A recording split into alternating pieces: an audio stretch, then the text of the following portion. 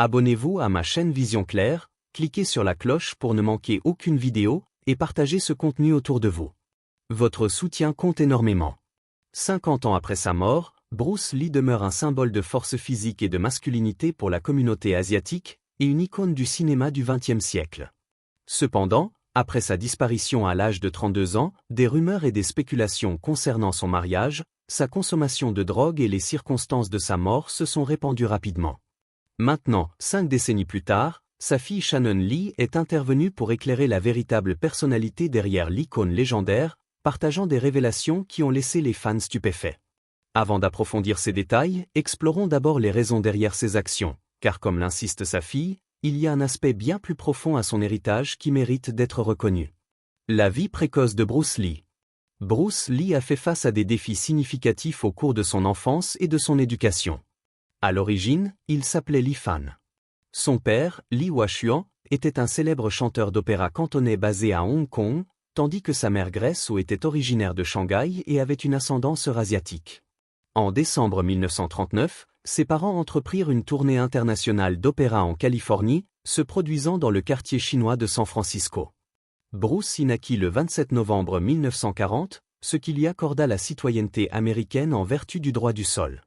À l'âge de 4 mois, en avril 1941, la famille Lee retourna à Hong Kong. Leur retour coïncidait avec une période tumultueuse, alors que le Japon lançait une attaque surprise sur Hong Kong en décembre 1941, entraînant 4 années d'occupation japonaise. Pendant ce temps, la famille Lee endurait des épreuves imprévues au milieu du chaos de la Seconde Guerre mondiale. Après la guerre, malgré les efforts de Hong Kong pour se reconstruire, la famille Lee rencontra des difficultés. Le père de Bruce connut un déclin dans sa carrière, et l'enfance de Bruce fut marquée par des luttes, notamment des difficultés financières.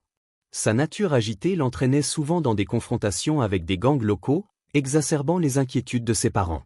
Malgré ces obstacles, son père reconnut le potentiel de son fils et organisa pour lui une formation en Wing Chun Kung Fu sous la tutelle du vénéré Maître Ip Man. Initialement, Bruce rencontra de la résistance en raison de son ascendance mixte, mais sa détermination prévalut. Alors qu'il approfondissait ses connaissances en arts martiaux, sa passion s'épanouissait, et à l'âge de 18 ans il connaissait un succès remarquable dans les compétitions de boxe à travers Hong Kong. Cependant, sa participation à des bagarres de rue et à des compétitions causait du chagrin à sa famille. Dans le but de lui offrir de meilleures opportunités, ils prirent la difficile décision de l'envoyer aux États-Unis. À son arrivée, Bruce se plongea dans diverses activités, l'éducation, l'entraînement aux arts martiaux, et le partage de son expertise en enseignant sa propre interprétation du Wing Chun. En établissant son école d'arts martiaux à Seattle, il attira rapidement l'attention, gagnant une reconnaissance croissante pour ses compétences. En 1964, sa réputation grandissante le conduisit à être invité à présenter ses prouesses martiales lors des prestigieux championnats internationaux de karaté de Long Beach, où il démontra notamment son puissant coup de poing d'1 pouce. Alors que sa stature dans le monde des arts martiaux continuait de monter en flèche, il affronta des défis, notamment un combat médiatisé contre Wong Jackman dans le quartier chinois de San Francisco. En sortant vainqueur de cette rencontre intense, Lee solidifia sa réputation et affirma son autorité pour enseigner les arts martiaux à tous ceux qui étaient intéressés. Le chemin vers la célébrité. Au milieu des années 1960, Bruce Lee s'était solidement établi comme un artiste martial hautement qualifié et non conventionnel, attirant des étudiants enthousiastes désireux d'apprendre ces techniques uniques qu'il avait baptisées Jeet Kune Do, la voie du point intercepteur. Sa compétence attira l'attention du producteur hollywoodien William Dozier, impressionné par la démonstration de Lee au championnat international de karaté de Long Beach en 1967. En conséquence, Dozier invita Lee à auditionner pour un rôle dans la série télévisée Number One Son. Avant de s'intéresser à ces aspects plus controversés, il est essentiel de retracer le parcours de Lee vers la célébrité. Avant sa chance avec Number One Son, Lee construisait progressivement sa notoriété à travers de petits rôles d'acteurs. Notamment, en 1966, à l'âge de 25 ans, il décrocha son rôle décisif en tant que Kato dans la série télévisée Le Frelon Vert, présentant pour la première fois au public américain les arts martiaux en tant que discipline authentique. En tant qu'artiste martial professionnel, Bruce Lee brisa les conventions en refusant de s'appuyer sur les techniques de combat au point typiquement américaines, préférant montrer son expertise en Wing Chun. Son engagement envers l'authenticité s'étendait même à adapter ses mouvements ultra rapides pour la caméra, les ralentissant pour s'assurer qu'ils puissent être correctement capturés sur film. Bien que le frelon vert ait rencontré une fin prématurée après une seule saison, il servit de tremplin pour la carrière florissante de Lee à Hollywood. Après l'annulation de l'émission en 1967, Bruce Lee se retrouva à la croisée des chemins, confronté à l'incertitude et au manque d'opportunités stables. Déterminé à forger son chemin, il établit l'Institut Jun Fan Gung Fu à Los Angeles, où il se lança dans le perfectionnement de sa propre approche unique des arts martiaux. Désenchanté par les limitations des styles traditionnels, Lee chercha à créer un système qui privilégiait l'adaptabilité et la praticité dans les vrais scénarios de combat. Sa philosophie mettait l'accent sur un style fluide et en constante évolution, dépourvu d'adhésion rigide à une tradition particulière, un concept qu'il appela fameux le Jeet Kune Do. S'inspirant de disciplines diverses telles que le Wing Chun, la boxe, l'escrime et bien d'autres, Lee créa un cadre complet d'arts martiaux qui révolutionna l'entraînement au combat. Son approche novatrice remit en question les normes existantes et posa les bases d'une nouvelle ère dans la philosophie et la pratique des arts martiaux. L'influence de Bruce Lee s'étendait au-delà des arts martiaux, alors qu'il menait des avancées dans l'entraînement en force et la condition physique spécifiquement adaptée aux artistes martiaux. En 1971, la frustration de Bruce Lee face aux opportunités limitées atteignit un point de rupture. Sur les conseils du producteur Fred Weintraub de retourner à Hong Kong, Lee s'y engagea pour une entreprise révolutionnaire. À son insu, sa renommée avait grimpé en Asie après avoir incarné Kato dans Le Frelon Vert, lui valant le statut de célébrité dans la région. Suite à des négociations avec de grands studios tels que Shaw Brothers, Lee conclut un accord pour 2 films avec le studio Emerge Golden Harvest.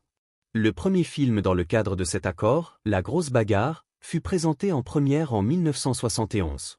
Lee y incarna un jeune Chinois qui déménage en Thaïlande et se retrouve impliqué dans la lutte contre le trafic de drogue, affichant à la fois son habileté dans les arts martiaux et sa profondeur philosophique.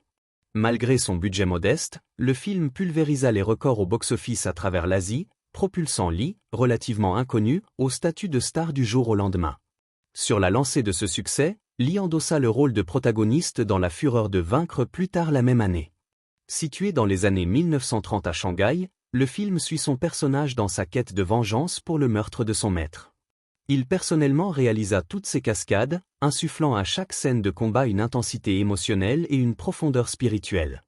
La Fureur de vaincre remporta un succès commercial remarquable, dépassant les jalons au box-office établis par les œuvres antérieures de Lee. En 1972, pour son 3e long-métrage à Hong Kong, La Fureur du Dragon, Lee se vit accorder une autorité créative totale. Il endossa plusieurs rôles, scénariste, réalisateur, producteur, chorégraphe et acteur principal. Le film présente la célèbre et vaste séquence de combat de Lee contre Chuck Norris au Colisée, une scène vénérée pour son mélange d'athlétisme et d'intensité brute. La Fureur du Dragon connut un énorme succès, en faisant le film le plus rentable de Lee à ce jour. Après avoir consolidé son statut de véritable star de cinéma, Lee cofonda sa propre société de production aux côtés de Raymond Shaw. Leur collaboration conduisit à la première incursion de Lee à Hollywood, Opération Dragon en 1973. Ce film révolutionnaire marqua la première fois qu'un grand studio hollywoodien, Warner Bros., produisait un film de kung-fu. Lee y incarna un moine Shaolin chargé de surveiller un tournoi de combat international sur une île isolée. Opération Dragon connut un succès sans précédent à l'échelle mondiale, rapportant plus de 90 millions de dollars dans le monde entier. Son impact sans précédent éleva Lee au statut de légende des arts martiaux et déclencha une véritable folie mondiale pour le cinéma de kung-fu. C'est vraiment tragique que Bruce Lee soit décédé à l'âge de 32 ans, quelques jours seulement avant la première de son plus grand succès. Malgré la brièveté de sa carrière, Lee laissa une marque indélébile en tant qu'icône internationale, introduisant le cinéma martial chinois au grand public. Il révolutionna la chorégraphie des arts martiaux pour l'écran, utilisant des techniques de caméra innovantes et des méthodes de montage audacieuses. En plus de sa force physique, Lee souligna l'importance de la profondeur émotionnelle et de l'illumination philosophique dans ses performances. Même après son décès prématuré, l'héritage de Lee continua de prospérer. Des séquences inachevées de son dernier film, Le Jeu de la mort, furent sauvées et assemblées par Golden Harvest en incorporant des acteurs ressemblants et des images existantes de Lee. Tout au long des années 1970, 1990 et 2000, l'intérêt pour ces techniques distinctives d'arts martiaux et ses réflexions philosophiques connut un regain d'intérêt remarquable. Bruce Lee servit de pont entre les mondes du cinéma d'action hongkongais et hollywoodien, laissant une empreinte durable sur les deux industries et ouvrant la voie à de futurs luminaires des arts martiaux tels que Jackie Chan et Jet Li. La famille de Bruce. Pendant ses études à l'université de Washington, Bruce Lee croisa la route de Linda Emery, une camarade de classe. Cependant, le mariage interracial était confronté à des obstacles juridiques dans de nombreux États à l'époque, les incitant à se marier en secret en août 1964. Au fil des ans, ils accueillirent deux enfants, Brandon, né en 1965, et Shannon, né en 1969. Pourtant, dans les coulisses, Bruce lutta avec les complexités de la célébrité et de la faillibilité humaine. Malgré leurs liens forts, il céda parfois aux tentations qui accompagnaient son statut de célébrité, entraînant des moments d'infidélité. Malgré les rumeurs circulant sur ses aventures, Linda choisit de les ignorer plutôt que de confronter son mari. Le jour où Bruce décéda, il se trouvait en compagnie de l'actrice Betty Ting Pei, suscitant des spéculations publiques. Cependant, Linda resta ferme dans sa défense de son mari, même après sa mort prématurée, réaffirmant l'amour profond et sincère qu'il portait à sa famille. Linda fut profondément attristée par le décès soudain de Bruce en 1973, attribué à une réaction allergique. Elle se dévoua sans relâche à la préservation de son héritage et à la gestion de son patrimoine tout au long des décennies suivantes. En 1975, elle rédigea une biographie intime de son défunt mari, servant de base au film de 1993, Dragon, l'histoire de Bruce Lee. L'histoire du fils de Bruce, Brandon Lee, est aussi tragique que troublante. Suivant les traces de son père, Brandon aspirait à devenir artiste martial et acteur. Son premier film fut la production cantonaise Legacy of Rage en 1986, suivi d'apparitions dans plusieurs autres films. Cependant, la tragédie frappa pendant le tournage de The Crow en 1993, qui était sur le point de propulser sa carrière. Le 13 mars 1993, à l'âge de 28 ans, Brandon fut mortellement blessé sur le plateau en raison d'un accident avec une arme factice. L'arme contenait une balle réelle, entraînant la mort accidentelle de Brandon. La disparition prématurée de Brandon ajouta une autre couche de mystère et de tristesse à l'histoire de la famille Lee. Shannon, la fille de Bruce, n'avait que 4 ans lorsque son père bien-aimé décéda. En grandissant, elle chercha à se connecter à son héritage en étudiant le Jeet Kune Do sous la tutelle des anciens élèves de son père. Shannon Lee n'est peut-être pas la figure la plus largement reconnue de sa famille, mais elle mène une vie épanouissante en tant qu'épouse et mère, mariée à Ian Kessler et élevant leur fille Ren, née en 2003. Comme son père, Shannon est une personne aux multiples facettes, productrice, actrice et entrepreneuse. De plus, elle milite pour la sécurité des armes sur les plateaux de cinéma, tirant les leçons de la perte tragique de son frère. Shannon joue un rôle essentiel dans la transmission de l'héritage de son père. Elle créa la Bruce Lee Foundation à but non lucratif, qui organise des camps d'été où les enfants peuvent apprendre la philosophie de Bruce et perfectionner leurs compétences en arts martiaux.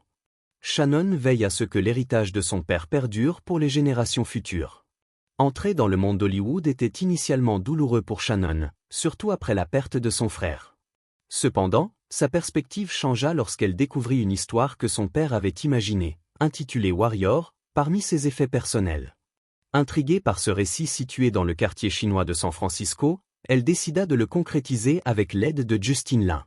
Warrior est depuis devenu une série policière à succès avec 3 saisons disponibles en streaming.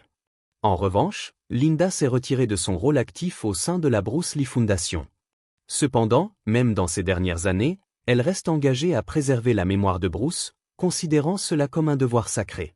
Elle s'efforce de s'assurer que les innombrables fans de Bruce comprennent l'homme remarquable derrière la figure emblématique, en mettant l'accent non seulement sur sa force physique, mais aussi sur sa philosophie de compassion. La mort de Bruce. La mort prématurée de Bruce a été entourée de graves rumeurs et spéculations. Le décès choquant de la légende des arts martiaux à l'âge de 32 ans alimenta des théories du complot durable et des spéculations interminables. Alors que Shannon, sa fille dévouée, jongle avec l'héritage complexe laissé par son père, elle s'efforce de démêler la vérité de la fiction entourant les circonstances mystérieuses du décès de Bruce Lee. En 1973, Bruce Lee se trouvait au sommet de sa gloire, reconnu comme une superstar des arts martiaux et un acteur asiatique révolutionnaire à Hollywood. Le 20 juillet, la tragédie frappa alors qu'il rendait visite à l'actrice Betty Ting Pei chez elle à Hong Kong. Lee s'effondra soudainement après avoir pris un antidouleur pour un mal de tête. Malgré des efforts rapides pour l'emmener à l'hôpital, il succomba peu après son arrivée. La cause officielle du décès fut attribuée à un édème cérébral, un gonflement du cerveau probablement résultant d'un précédent effondrement que Lee avait subi 2 mois auparavant. Cependant, cette perte soudaine et tragique d'une figure éminente au sommet de sa vie souleva des questions immédiates. Des spéculations commencèrent à circuler sur des liaisons amoureuses, l'abus de drogue, des vendettas de la mafia et même des malédictions familiales. Des titres sensationnalistes dépeignirent la mort de Bruce Lee comme le point culminant d'une nuit de débauche ou d'escapade bizarre qui aurait mal tourné. Linda, la femme de Lee, se sentit obligée de contrecarrer les allégations offensantes qui ternissaient la réputation de son mari. Pour Shannon, qui n'avait que 4 ans lorsque son père décéda, protéger son héritage des rumeurs et des insinuations est devenu un défi de toute une vie. Au milieu de la confusion suivant la mort de Lee, le producteur Raymond Shaw affirma faussement que Lee se trouvait chez lui avec Linda ce soir fatidique. Lorsque la supercherie de Shaw fut révélée, des spéculations surgirent selon lesquelles Lee aurait pu être impliqué dans une liaison passionnée avec Betty Tin-Pei. Des fans en colère dirigèrent leurs reproches vers Tin-Pei, l'accusant d'être impliqué dans la mort prématurée de Lee. Certains allèrent même jusqu'à suggérer qu'elle était une assassine engagée par des triades chinoises cherchant à se venger de dettes impayées ou à éliminer la concurrence du cinéma continental. D'autres pointèrent du doigt Raymond Shaw, insinuant que son partenaire commercial ambitieux aurait pu orchestrer sa mort pour prendre le contrôle de leur société de production. L'une des notions les plus extrêmes est l'idée d'une malédiction affligeant la famille Lee, les partisans de cette théorie pointant du doigt les décès étrangement similaires de Bruce et de son fils Brandon comme preuve. Cependant, de telles explications surnaturelles négligeant des facteurs plus plausibles, comme le tragique accident de tir de Brandon sur le plateau de The Crow. Pour Shannon Lee, naviguer à travers ces rumeurs et spéculations a posé un défi significatif dans la préservation de l'héritage de son père. En tant que gardienne de l'héritage de Bruce Lee, elle s'est consacrée à protéger sa réputation et à présenter ses talents à de nouvelles générations de fans. Malgré ses efforts, des théories du complot persistent autour de Bruce Lee, même des décennies après sa mort, contraignant Shannon à défendre continuellement l'honneur de son père. La fille de Bruce Lee brise le silence. Après des années de silence, Shannon Lee a brisé le silence dans un récit qui promet de faire sensation. En tant que principale héritière de l'héritage de Bruce Lee, Shannon a fait de sa mission de défendre la mémoire de son père contre les mensonges et les disputes. Maintenant, un demi-siècle après sa disparition choquante, Shannon éclaire la véritable personnalité de Bruce Lee et dissipe les rumeurs tenaces qui ont plané sur sa famille pendant des années. Lors d'une récente interview, Shannon a partagé des perspectives sur la mentalité novatrice de son père. Elle a souligné ses solides racines philosophiques et son dévouement à l'amélioration continue de soi. Shannon a souligné que son père cultivait ses facultés mentales aussi diligemment que sa force physique, utilisant le pouvoir de son esprit pour concrétiser ses objectifs. Elle pense que cette qualité est la raison pour laquelle beaucoup le considèrent comme l'incarnation du potentiel humain illimité. Shannon n'a pas hésité à s'adresser à ceux qui n'ont pas pleinement embrassé l'héritage de Bruce Lee. Elle a notamment critiqué le réalisateur Quentin Tarantino pour sa représentation de Lee comme étant présomptueux dans le film de 2019 Il était une fois à Hollywood. Malgré la défense de Tarantino au nom de la liberté artistique, Shannon est restée inflexible. Elle a souligné les incohérences du film, comme Bruce perdant un combat contre le cascadeur Cliff Booth, un scénario qu'elle jugeait irréaliste. Shannon a affirmé que son père était un véritable artiste martial avec un palmarès de victoires documentées. Shannon a exprimé sa frustration face à la tendance d'Hollywood à stéréotyper son père comme une caricature de kung-fu plutôt que de reconnaître son authentique expertise en arts martiaux. Elle a critiqué Tarantino pour avoir insinué que son père ne survivrait pas dans la jungle, attribuant cette représentation à des stéréotypes racistes qui sous-estiment les compétences des artistes martiaux asiatiques. Shannon a trouvé ironique que Tarantino, qui admirait les films de kung-fu de son père au point de s'en inspirer pour Kill Bill, perpétue un tel manque de respect envers l'héritage de Bruce Lee. Shannon a vigoureusement nié les accusations liant Bruce Lee à la criminalité ou à la consommation de substances, qualifiant de telles affirmations de fabrication scandaleuse. Elle a souligné que son père n'avait jamais utilisé de drogue dure dans sa vie et a critiqué les médias pour avoir sensationnalisé sa mort avec des spéculations infondées. Shannon a déploré l'atmosphère de cirque qui entourait le décès de son père, appelant à se concentrer sur les effets médicaux plutôt que sur des rumeurs sensationnelles. Selon Shannon, la vérité derrière la mort de son père est bien moins sensationnelle que les histoires concoctées par les tabloïds. Elle a précisé que Bruce avait simplement rencontré des complications liées à un médicament alors qu'il se remettait d'un problème de santé précédent, entraînant une réaction allergique.